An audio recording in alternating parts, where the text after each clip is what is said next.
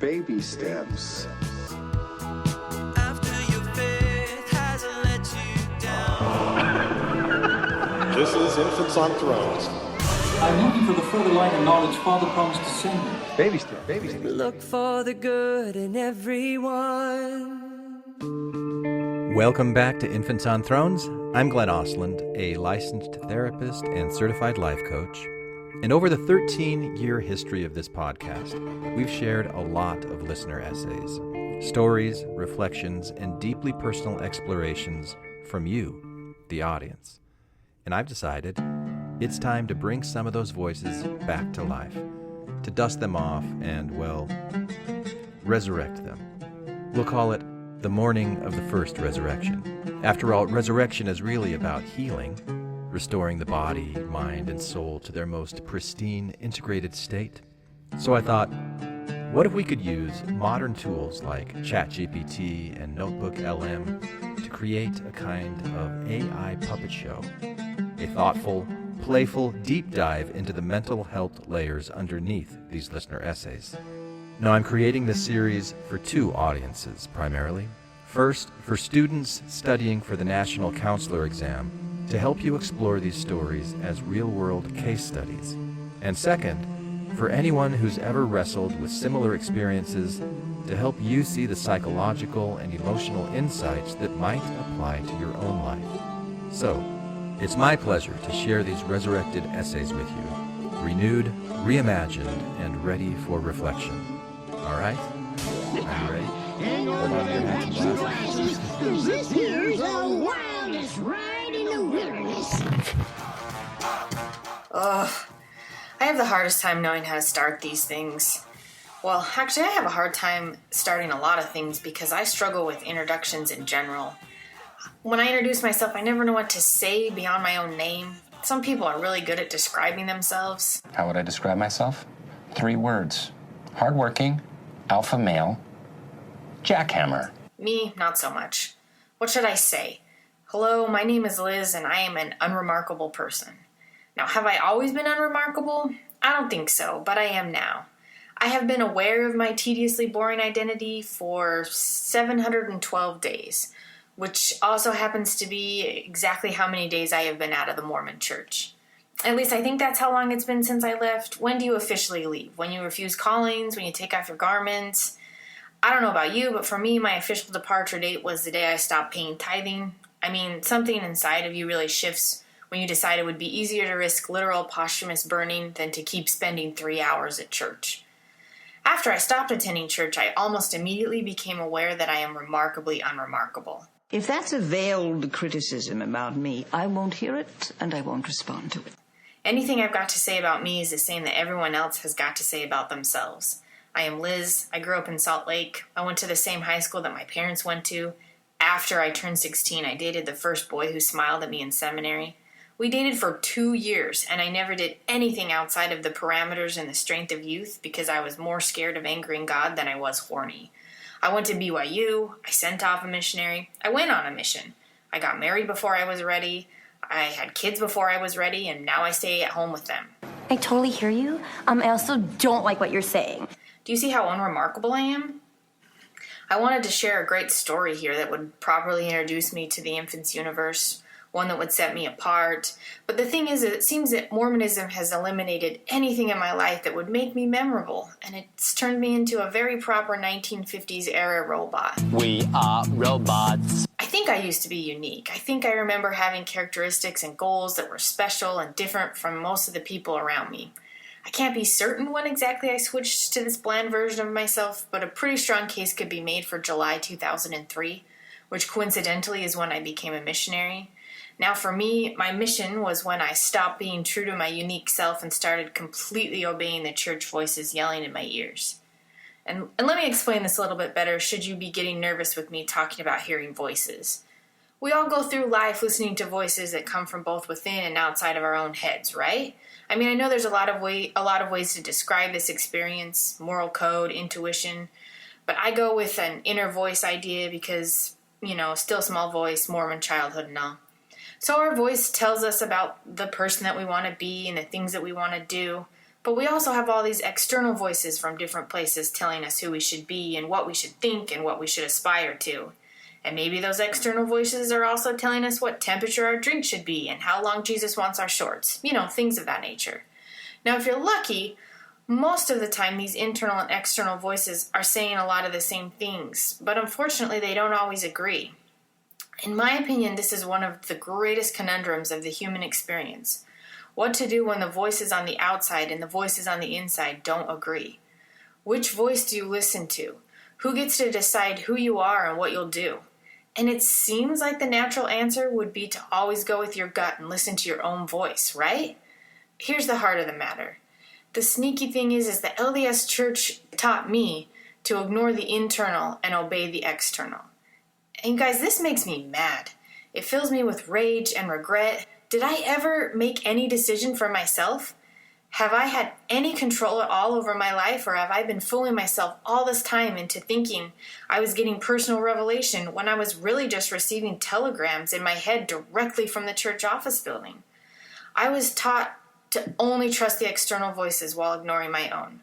Ignore what's going on in your head, even if it's screaming that a situation doesn't feel right. No, God!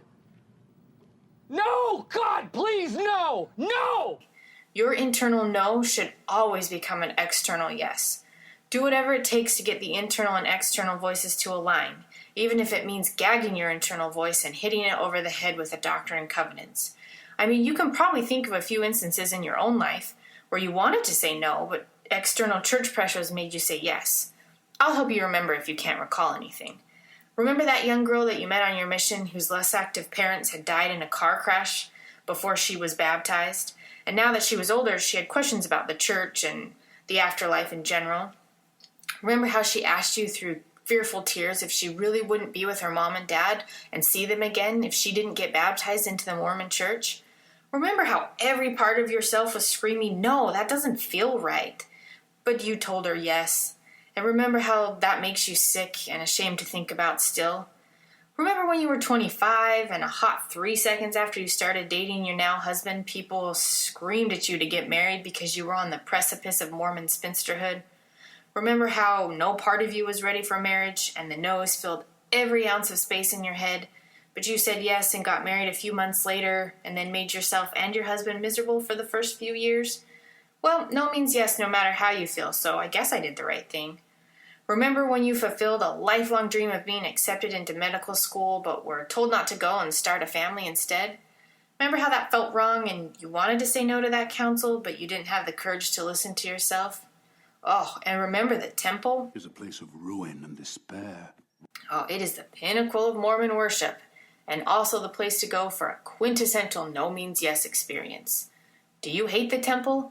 Does it make you physically ill for years to go and agree to place a man between yourself and a loving God? To accept a lesser fate for the eternities? No, you don't want to do that? Too bad. No means yes here, and shut up and bow your head and say it. Say it. Say yes. Ignore anything and everything that's going on in that head of yours. Veil it, bow it, and say yes. I feel like that was negative. Too negative? I'm being too negative. I don't know. You can tell me later. But here's some good news. I have been out of the church long enough that I can say that the external voices are no longer affecting my every thought and action. When I wake up on a Sunday morning and realize that my lazy parental ass has run out of milk, I run to the store and no voice is telling me that that's wrong. Later that day, when I take my kids to the beach, I no longer check over my shoulder to see if the devil himself on the water is paddling up on a surfboard to drag me down to the bottom.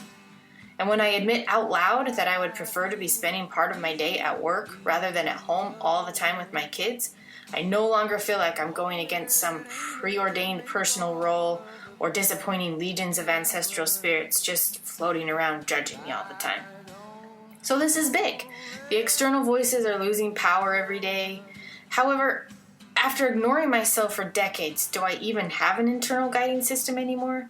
Have I abused and ignored my voice into non-existence? No. I am happy to report that my internal voice is still alive, and it is not still and it is not small. It is confident and proudly shrill. Daily, this voice describes to me a woman who is badass, accomplished, fearless, and remarkable.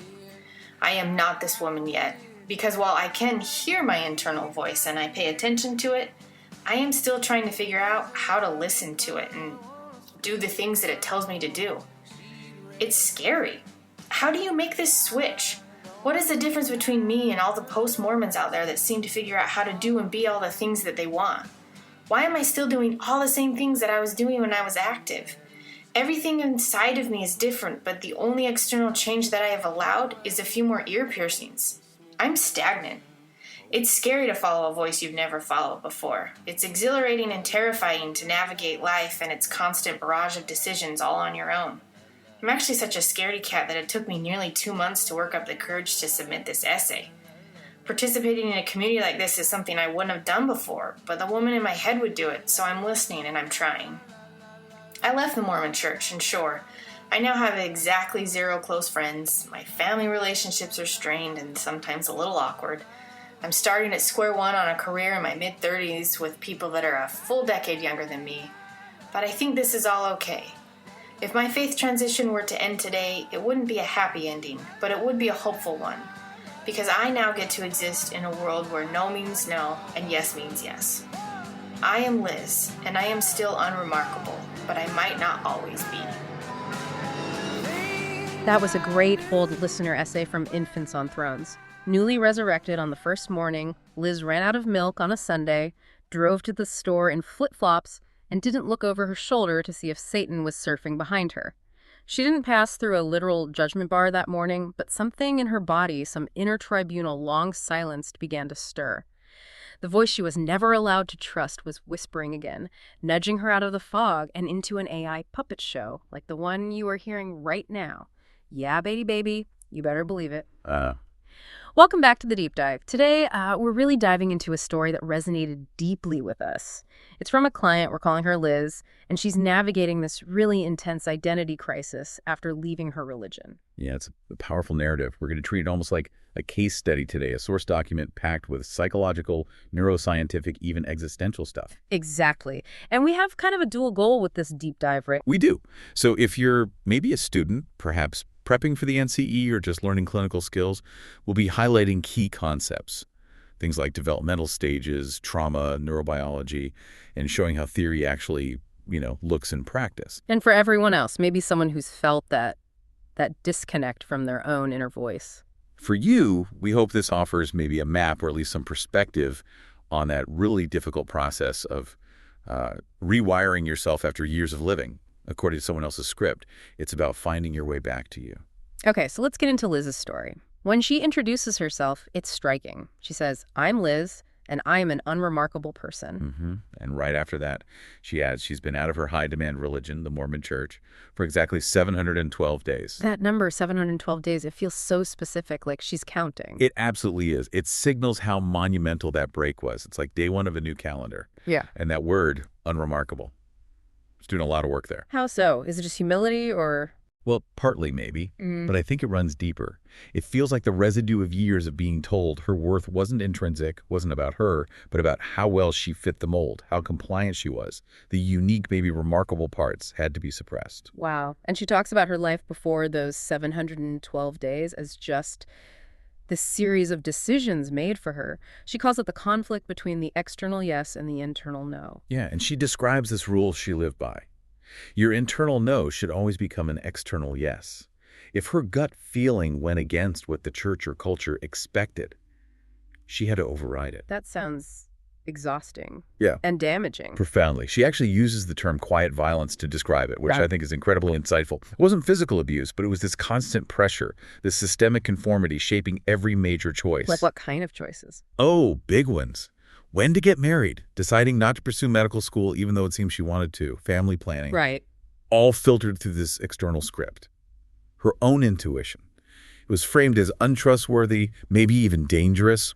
That's a recipe for deep self-betrayal over time. I noticed, though, when she talks about these really painful things, like giving up med school, she uses a lot of humor, like sarcasm, pop culture references, Michael Scott, Arrested Development. Right, that biting sarcasm. It's really interesting, isn't it? Yeah, why do that? Why not just express the sadness. It functions as scaffolding. Think of it like a coping strategy, a defense mechanism. It's a way to talk about incredibly painful things without completely falling apart in the moment. So the humor keeps her steady while she tells the story. Exactly. It creates a bit of distance, allows her to intellectualize it, analyze it, without being totally overwhelmed by the grief or anger attached to those memories. It's how she can even articulate the trauma at all. Smart, really, even if it's born of pain. Okay, so fast forward. She leaves the church 712 days ago. The external voices start to fade. She does these little things, right? Buys milk on a Sunday, gets more ear piercings. Small acts of freedom, testing the waters. But it doesn't lead to instant happiness. Instead, it exposes this huge question for her. Yeah, the freedom is almost shocking. It forces her to ask, wait, do I even have an internal compass anymore? Did I ignore my own voice for so long that it just disappeared? That's a terrifying thought. Is it gone? Does she hear anything? Well, the good news is she does start to hear something. But she describes this emerging voice as confident and proudly shrill. Shrill? That doesn't sound very positive. Right. And she immediately contrasts it with the still, small voice, ideal, from her old faith. So she actually mistrusts this new voice because it's strong and loud, not quiet and gentle like she was taught good intuition should be. So the old conditioning is still tripping her up, even with her own inner voice, deeply. And this fear, this mistrust of her own emerging self, leads to where she feels stuck now. She says something like, everything inside me feels different, but the only outside change is a few more ear piercings. So she feels the change, but she's scared to act on it in bigger ways. Exactly. The internal shift has happened, intellectually, emotionally perhaps, but embodying it, making the big life changes, match that new internal reality. That's where the fear kicks in and she feels stagnant, paralyzed. So the core battle here, it's about reclaiming that inner voice, trusting it after all those years of being told it was wrong. Spiritual gaslighting, basically. That's a great way to put it. The restoration of her internal voice after decades of spiritual gaslighting. And that process brings up enormous grief. Grief for what was done to her. Yes, absolutely. But also, and this is complex, grief for her own role in it, her complicity in suppressing herself. That sounds like blaming the victim. We have to be really careful there. It's crucial to understand this complicity wasn't malicious or a sign of weakness. It was survival. She did what she had to do to belong, to feel safe in that high-demand environment. Now, she's waking up to the cost of that survival strategy, living in a life that doesn't feel like hers anymore. #tag2. Biopsychosocial summary and developmental insights. Okay, to really get the whole picture here, we need to look beyond just the story she tells. We need that biopsychosocial model, right? Looking at the biology, psychology, and social pieces interacting. Exactly. It helps us see the complexity. Let's start with the biological piece.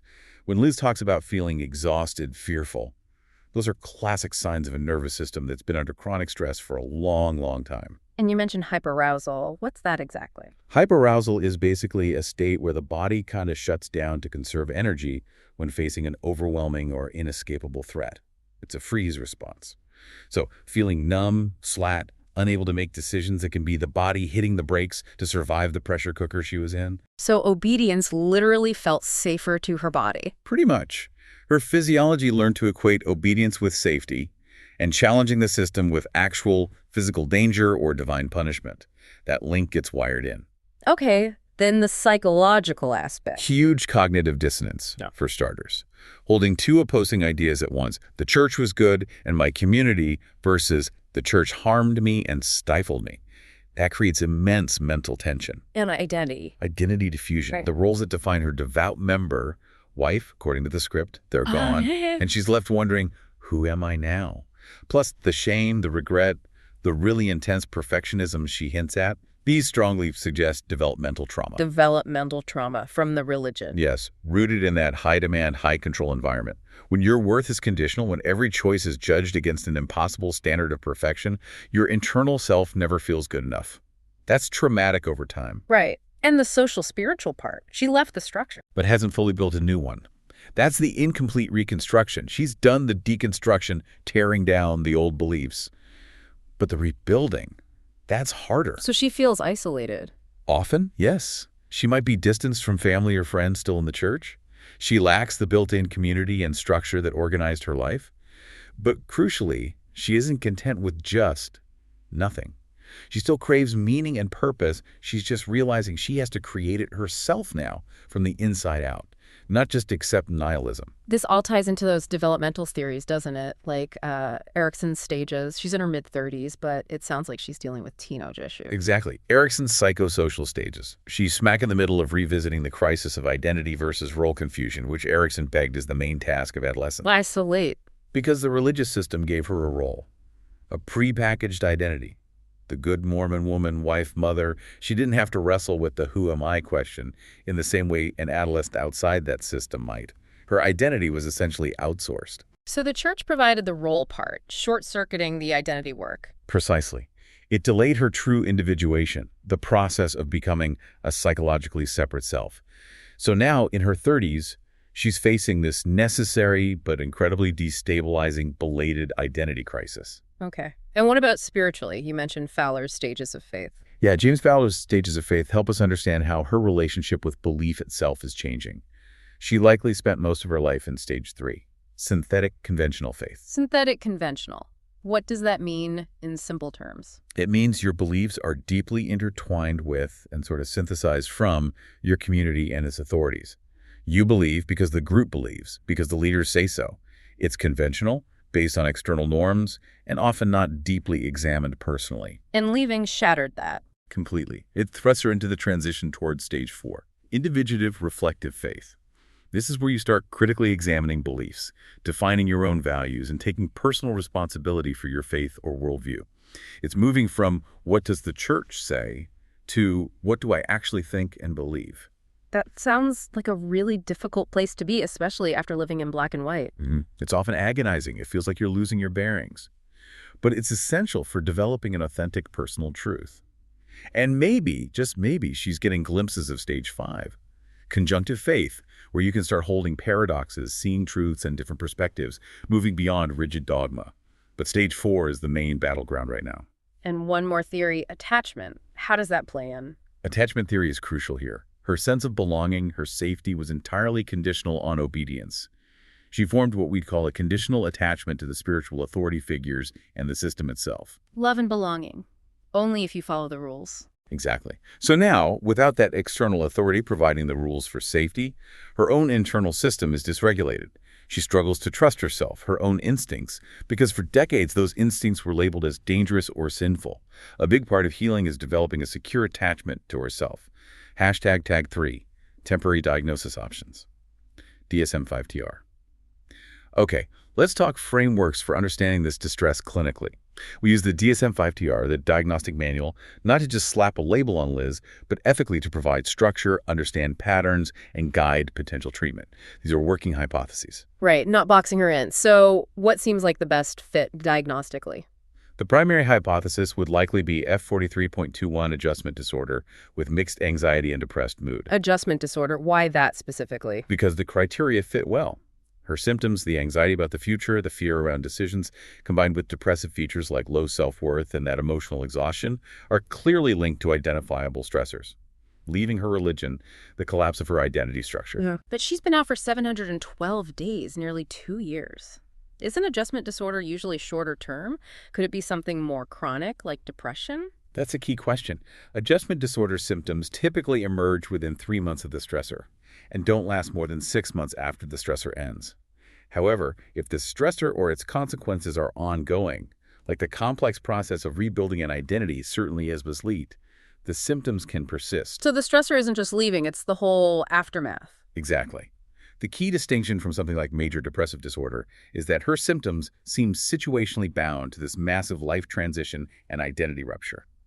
While MDD involves a more pervasive low mood, often independent of circumstances, her distress seems directly tied to navigating this new reality.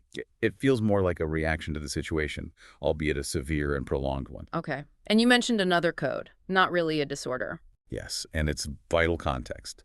Z65.8, religious or spiritual problem. This isn't a mental illness diagnosis, but a V code or Z code in the newer DSM that highlights crucial contextual factors. It flags that religious trauma, moral injury, and the fundamental identity restructuring are central to her experience. So this code acknowledges the source of the distress, like that guilt over buying milk on Sunday. Precisely. It captures that post-religious dysregulation, the cognitive dissonance, the lingering guilt that doesn't make logical sense anymore but still feels real. Using this code ensures that these spiritual and religious dimensions aren't overlooked in treatment. And we should also mention things we'd rule out. Definitely. We'd want to consider FCOM 4.1 persistent depressive disorder, dysthymia. This involves a chronic, low-grade depression lasting at least 2 years. She's approaching that 2-year mark. She is. So if her symptoms of low mood, hopelessness, and low energy remain largely unchanged and chronic beyond this point, dysthymia might become a stronger consideration, possibly co-occurring. But for now, adjustment disorder seems primary given the clear link to the transition. And other rule-outs. We'd confirm no signs of psychosis. Her hearing voices is clearly a metaphor for intuition, not auditory hallucinations. No signs of mania or hypomania, ruling out bipolar disorder. No primary substance use disorder driving the symptoms. And while there's trauma, we're not seeing signs of severe dissociative identity disorder. The picture points towards that adjustment reaction within the context of profound spiritual and identity shifts. Hashtag ASHE, theoretical frameworks, NCE study concepts. Given how multifaceted Liz's situation is, identity, belief, meaning, trauma, no single therapeutic theory will cover everything. We really need an integrative approach, drawing from several models. Makes sense. Where would you start? Maybe with something foundational. Absolutely. Person-centered therapy, PCT, developed by Carl Rogers, feels essential. Liz has lived in deep incongruence, a mismatch between her inner feelings and her outer behavior. The internal no versus external yes. It's exactly. Rogers believed growth happens when the therapist provides unconditional positive regard, accepting the client fully, without judgment. Empathy, deep understanding, and congruence, being genuine. For Liz, experiencing a relationship where acceptance isn't conditional on her conforming is radically healing. It creates the safety she needs to finally connect with her authentic self, moving toward what Rogers called self-actualization. Okay, so PCT creates the safe space, but what about all those conflicting parts inside her? The rule follower, the angry part, the scared part. That's where internal family systems, IFS, from Richard Schwartz is incredibly helpful. IFS offers a non-pathologizing way to understand this internal multiplicity. It sees these conflicting feelings not as disorders, but as parts of her psyche, each with a positive intention, even if their effects are problematic now. Parts, like different personalities. Not multiple personalities, more like different aspects or modes of being that take the lead at different times. The goal in IFS is self-leadership, where her core self, which IFS sees as inherently calm, curious, compassionate, confident, learns to understand and lead these parts harmoniously. Can you give examples of Liz's parts based on her story? Sure. We can see a likely manager part, the one that said yes to the marriage, turned down med school. Managers try to keep things under control, follow rules, avoid pain or shame. It was trying to protect her by keeping her safely within the system. Okay. And the voice telling her she's unremarkable. That could be a firefighter part. Firefighters react intensely when difficult emotions like grief or fear surface, trying to douse the fire quickly, often through things like harsh self-criticism, distraction, or numbing. Blaming herself might feel awful, but maybe less terrifying than facing the void left by her old life. And the shrill, emerging voice she doesn't trust. That sounds like an exile. A young, vulnerable part holding the authentic feelings like anger, desire, ambition that were suppressed or exiled long ago. IFS therapy would involve helping herself connect with these parts, understand their roles, unburden them from extreme beliefs, and integrate them. It's about making peace inside. This process is called unlending from the parts. That framework sounds really compassionate, but she's still stuck in inaction. How do you address the behavior, the paralysis? That brings us to acceptance and commitment therapy, ACT, developed by Stephen Hayes. ACT directly tackles that feeling of being stuck, which it calls experiential avoidance, trying to avoid difficult thoughts, feelings, or sensations. She's avoiding the fear of making the wrong choice. Exactly. Or the grief over past choices. ACT focuses on building psychological flexibility. This means being able to contact the present moment, accept difficult inner experiences without struggle, and still take action guided by your chosen values. How does ACT do that? What's a key technique? A core technique is cognitive diffusion, learning to step back and observe thoughts as thoughts, rather than getting tangled up in them or treating them as literal truths. So instead of, I am unremarkable, she learns to notice, I'm having the thought that I'm unremarkable. This creates space. And then the action part. Then you clarify what truly matters to her now, her core values, like maybe autonomy, creativity, connection, And you commit to taking small, concrete actions aligned with those values, even if the fear or self-doubt shows up. ACT says those feelings can come along for the ride. They don't have to drive the bus. Submitting her essay was likely an ACT-style committed action. Okay, one more angle. The sheer existential weight of it all, losing your entire meaning system, that's huge. It is. And that's where existential therapy, drawing from thinkers like Irvin Yalom, becomes relevant. Liz is grappling with what Yalom called the givens of existence: freedom, isolation, meaninglessness, and death. Freedom sounds good, but you said it feels like vertigo for her. Yes, the anxiety of freedom. When the external structure collapses, you're faced with the terrifying reality that you are radically free and entirely responsible for creating your own meaning and choices. There's no ultimate script. Existential therapy helps normalize this anxiety, helps her confront the existential guilt, regret over past inauthentic choices, and encourages her to embrace the responsibility of creating a meaningful life now despite the uncertainty. #VV. Interventions and rationales to consider. So moving from these broad theories to specific actions a therapist might take, what interventions make sense for Liz? We need things that empower her, integrate these parts, and get her moving. First up, I'd consider narrative reprocessing. Narrative, like rewriting her story. What's the rationale? Exactly. Her current story is likely dominated by the church's narrative and self-blame. Narrative therapy helps externalize these dominant, harmful beliefs, separating her identity from the problem story. It allows her to reauthor her experiences, reclaiming her agency. How would that work with, say, the med school decision? Instead of framing it as, "I failed," or "I wasn't ambitious enough," we reframe it as an act of survival within a coercive system. Given the immense pressure and the perceived consequences, choosing conformity was the safest available option at that time. This lifts the shame and allows for self-compassion. Okay, that sounds powerful. What else? You mentioned ACT. Yes, so a specific ACT intervention, values clarification. The rationale is that she's disconnected from her intrinsic motivation. She needs to identify what truly matters to her now, separate from the old rules. How do you do that practically? Tools like the Bullseye worksheet can help.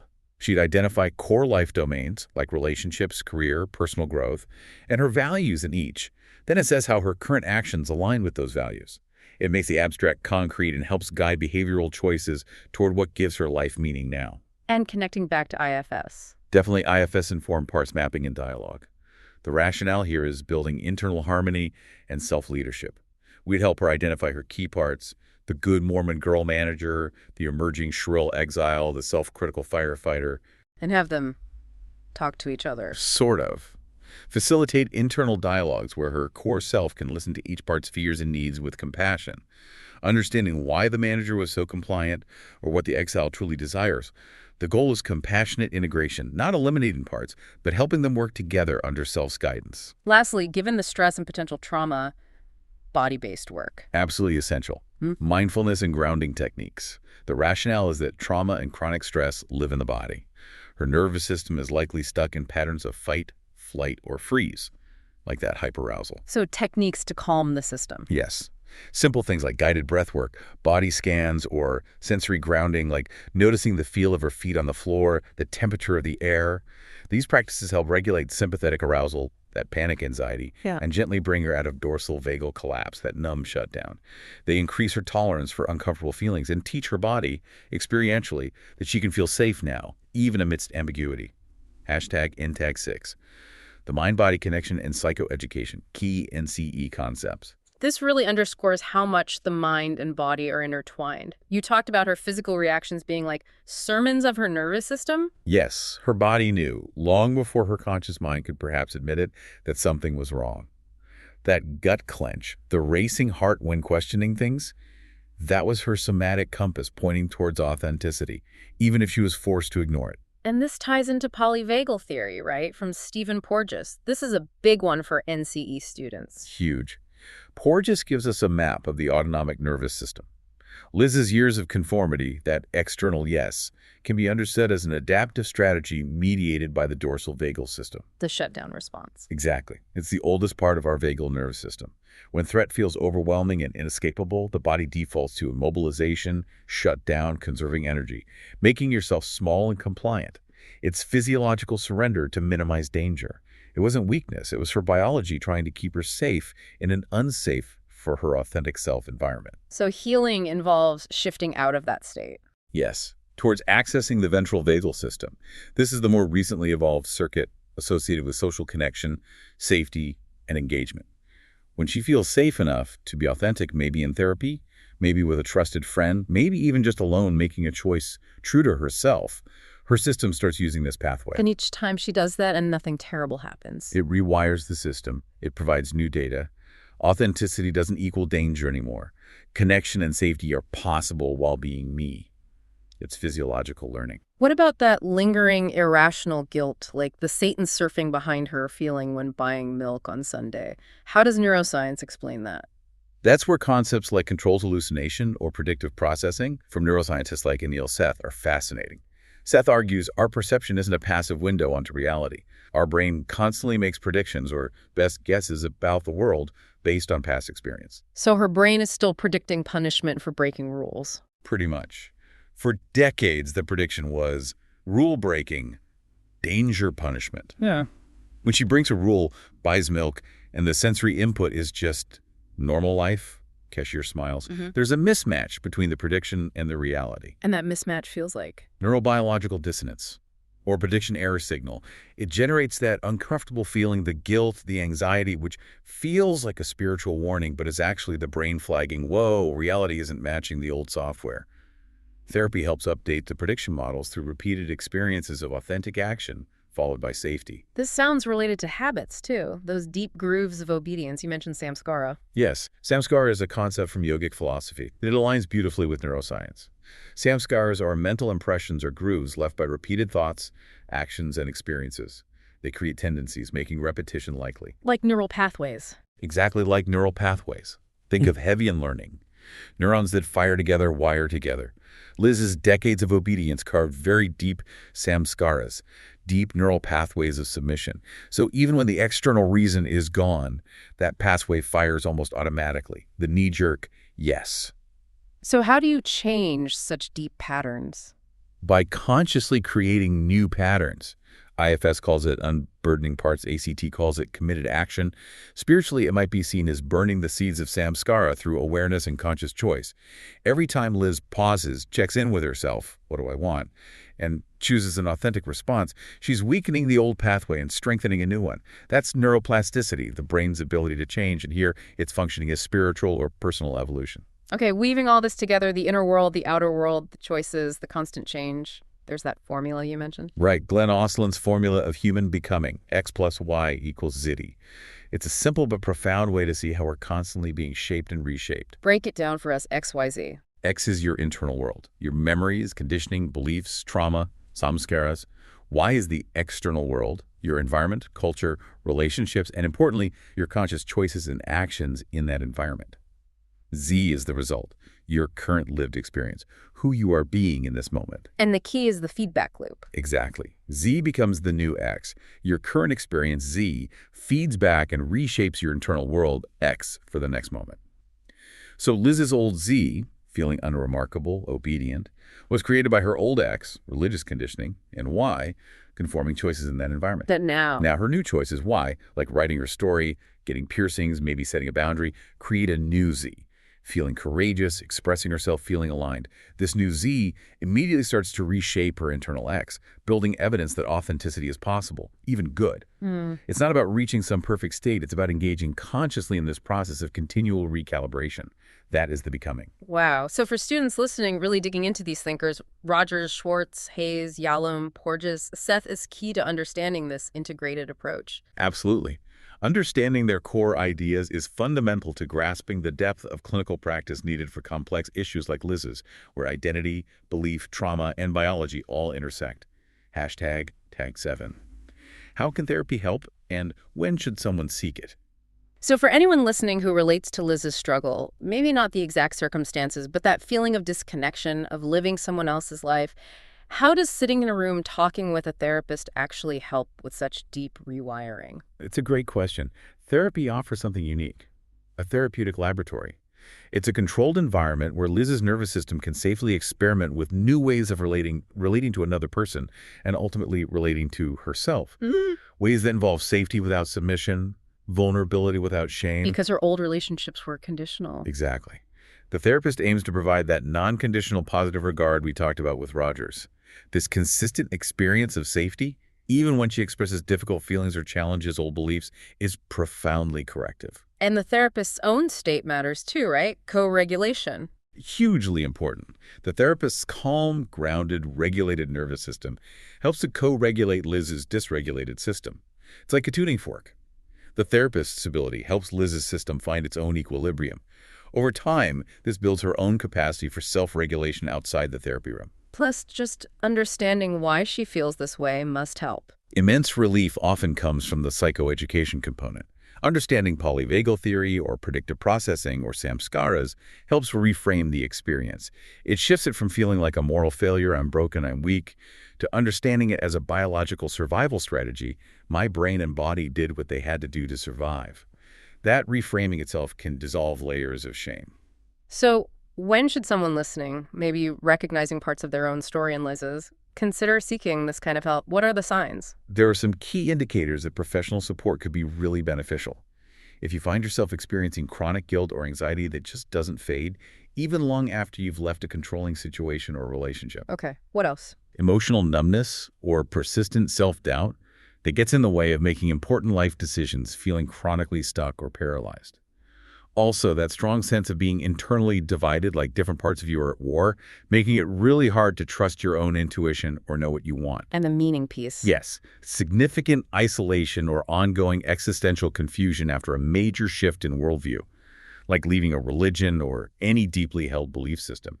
If these things persist and significantly impact your life, it's not a sign you're failing at getting over it. It's a sign that your internal world needs some skilled, compassionate support to navigate the rewriting process. It's often too much to untangle alone. #8th, Infants on Thrones, summary and conclusion. So as we bring this deep dive together, looking at Liz's journey through all these lenses, psychological, neurological, spiritual, what's the big takeaway, the unifying idea? I think the core idea is that we are fundamentally patterning creatures, living within these continuous self-reinforcing feedback loops. Liz isn't broken. She's running on deeply ingrained but ultimately outdated patterns or software. And rewriting those patterns involves the whole system, body, brain, mind, spirit. It's a holistic process. Which brings us back to that evocative title, Infants on Thrones. How does that metaphor capture this whole journey? It's beautiful, isn't it? The throne represents that ancient, powerful, embodied nervous system, the seat of our survival instincts, our deep memories, the part wired for safety through familiar patterns, like obedience in Liz's case. And the infant? The infant is the awakening consciousness, the emerging true self, the new awareness that's just learning to speak its truth, to trust itself, to create its own world rather than just inhabit the one it was given. It's vulnerable, but holds the potential for authenticity. So healing is about... Healing is the integration of the two. It's the throne learning flexibility, learning that the infant's authentic impulses don't automatically lead to danger. And it's the infant gaining confidence, learning to communicate its needs clearly, becoming the wise and compassionate ruler of the internal kingdom, rather than being ruled by fear or old conditioning. It's moving from just reacting to reflecting and choosing. And a key part of that infant finding its voice is reclaiming the word no. The sacred no. Absolutely critical. For Liz, no was synonymous with danger, potential exile, spiritual failure. Reclaiming the ability to say no authentically, to set boundaries, to disagree, to choose her own path is both a moral and a neurological act. How neurological? Each time she asserts a genuine no and survives, even thrives, it rewires her nervous system. No, stops signaling danger and starts signaling alignment, integrity, self-respect. It becomes an act that reinforces safety through authenticity, not through compliance. Liz described herself as unremarkable, but listening to this, her journey feels profoundly human. Exactly. It's not about achieving some superhuman state. It's the exquisitely beautifully human struggle of a nervous system learning to shift allegiances from serving old conditioning as serving present consciousness. Her life is this living equation of transformation, showing us it's possible to rewire the self. And maybe that's what it means for all of us to be infants on thrones, learning to inhabit our bodies, our beliefs, and our worlds as living feedback loops of grace and imperfection. And with that, the AI Puppet Show comes to its remarkably unremarkable end. For now. But first, a haiku dedicated to Liz. Voice buried in dust. Now trembles, shrill, rising up. Truth rewires the self. Thank you for listening to Infants on Thrones.